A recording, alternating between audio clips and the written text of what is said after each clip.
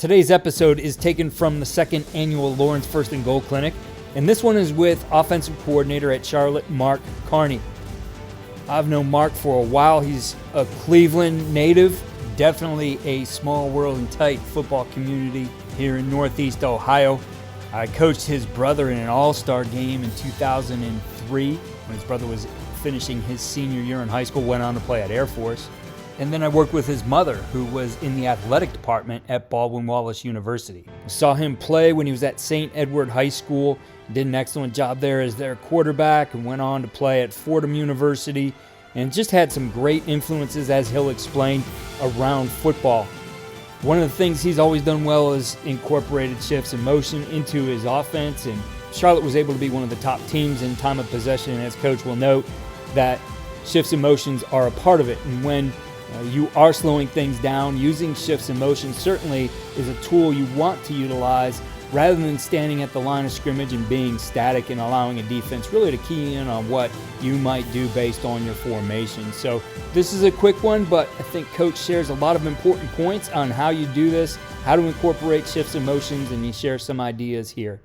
The link to this one will be in the show notes. You can get the entire talk at CoachTube, and all the proceeds from this go to benefit Lawrence First and Goal.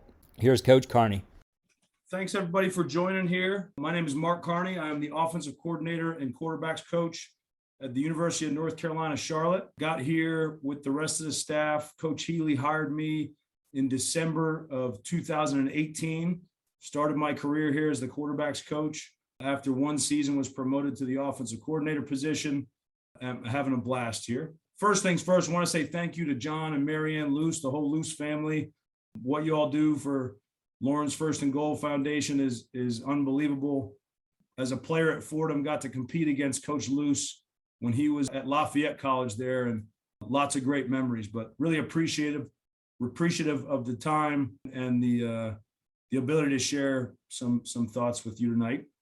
A little bit about my journey, how I've been impacted by coaches really since, I was in high school. Grew up in Cleveland, Ohio, and went to St. Edward High School. Played for a guy named Jim McQuaid, who taught me a lot about being a man, how to be a man. Obviously, my dad was a huge role model of mine growing up, but to see manhood and servanthood demonstrated on a daily basis at school was really, really unique.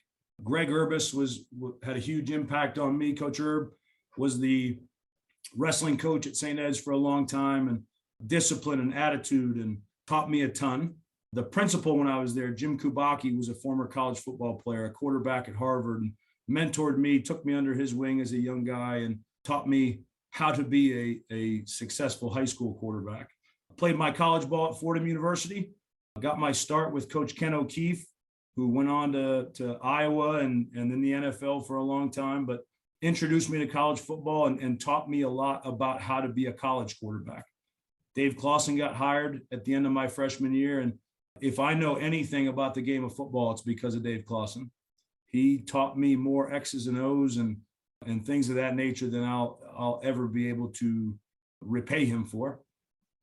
Ed Foley was a guy on staff as my OC when Coach Clawson was there, who, Coach Foles is authentic as they come, and taught me the importance of that in this profession. Got my first real job at the University of Richmond in 2004.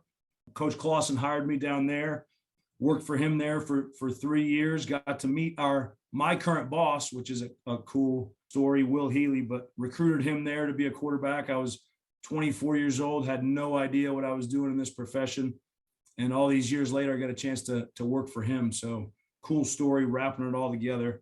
Mike London was a guy I worked for a year there, and showed me how to be both a great father and a great football coach, and the importance of incorporating family into everything that we do.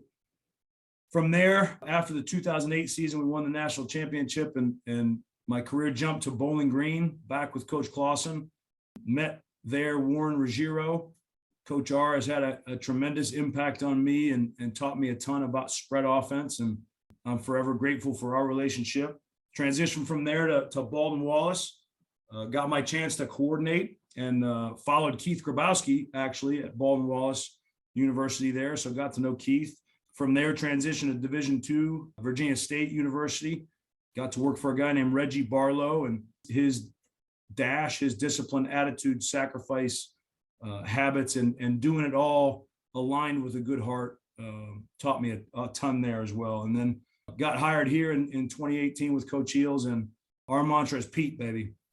Passion, energy, enthusiasm, and positivity. So I hope I'm presenting with passion tonight because I'm doing this for Coach Heels, but really, really grateful and thankful for the opportunity.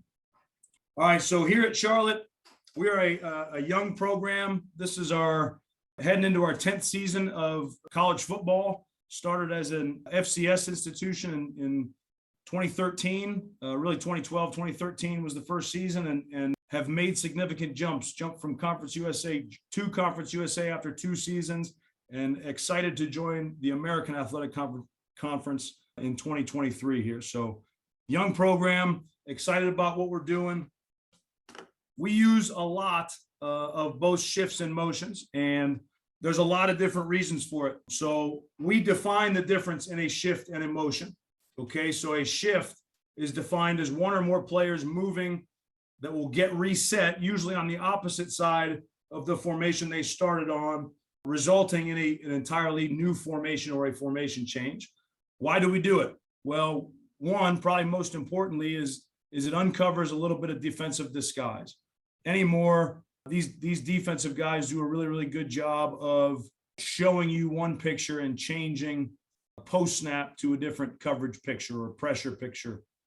I believe shifts do a lot to encourage the quarterback in being certain about what he sees. So he's able to see some communication, potential matchup issues or matchup advantages. So that's probably the most important part of why we shift. Occasionally we do it because we know how the defense will align, right? We want to set a 3 technique. We want to set the passing strength. We want to set their defensive nickel. Another reason is may give us some coverage indications, right? If we start with a tight end as 1 and a receiver at 2, or a back as 1 and a receiver at 2, we may get some man zone coverage indications. It has tended to slow our tempo down. One thing, if you're a stat guy, is we've been top 10 in time of possession for the last 3 seasons, and our shifts and motions contribute a lot to that. We've been able to hide some formations in certain shifts that we utilize, and then we'll take advantage of our split rules and hiding splits from receivers. The difference in a shift and a motion is the shift players are going to get reset. On a motion, they're not. One player is moving prior to or at the snap of the football, where there's no reset or pre-snap formation change. Why have both? Well, both forces the defenses to stay ready. Are we going to snap it prior to the motion or shift crossing the ball, or are we not? We always want to keep the defense in a position where they've got to be ready, to play the play. It gives us some great coverage indications. While we're not moving from one side of the field to the other, we still may get some rock and roll with the safeties, right? We still may get some bump boxes, bumping backers in the box. It is a tempo changeup. It is not a longer drawn out deal. It creates surface changes, 2-man surface, 3-man surface deals, and it can confuse, or hopefully confuse, some of the defense's fit rules. So we utilize them both a ton. We'll get into how much and all that in a slide or 2 here, but our rules are important. We have both pre and post formations motions or shifts. I think that's important to utilize both because it's important for us to be able to control matchups. We teach it in 2 ways. We say if the motion or the shift word occurs before the formation, for example, zoom to trio right, we would build that formation. We are building trio right. We are zooming to and building the formation trio right. We may also align in a formation and break it.